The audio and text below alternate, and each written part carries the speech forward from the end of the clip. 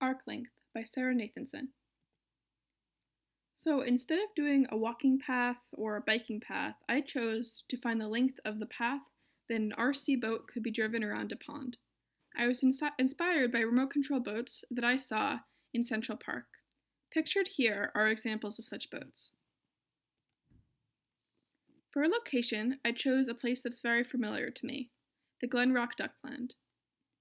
It is located at 424 Grove Street, Glen Rock, New Jersey. I used to go to the pond a lot to walk around it, and so I know the lake very well.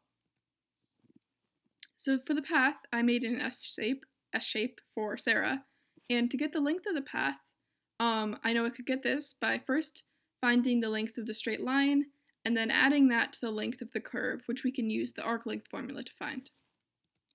So before I could figure out the length of the curve via the arc length formula, I had to find the curve itself. And to do this, I used quadratic regression. I used the measurement tool in Google Maps to get key points, including the endpoints, mins, and maxes, and some in-between points. And you can see what those points I used are in the table here. I then used Desmos, which is an online graphing calculator, to find an equation using quadratic regression. You can also see here the equation I have, where I found what the coefficients of a, b, c, and d for y equals ax cubed plus bx squared plus cx plus d. Those coefficients are negative 0.0001174, 0.029434, negative 1.7948, and 4.7048.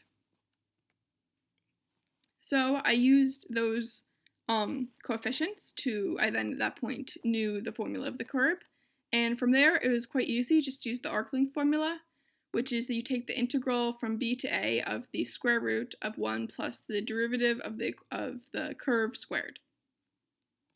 And for b and a, those values are 168 and 0, which is the length of the curve and the straight line from the start to the end. That length is 168.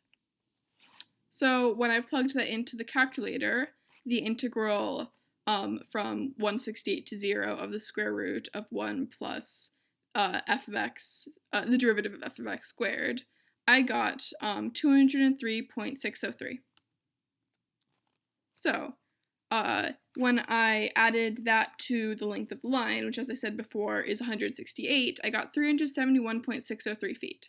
And the actual length, as pictured here, is 382 feet, so I was definitely pretty close.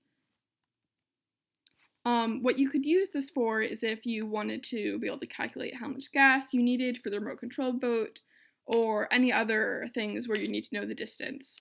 As you can see here, it's fairly accurate, not perfect. I think if I had been able to have a more accurate quadratic regression, which used more in-between points, then it's possible this would be closer to the actual length, which is 382 feet. Thank you for listening to my presentation. I hope this was educational.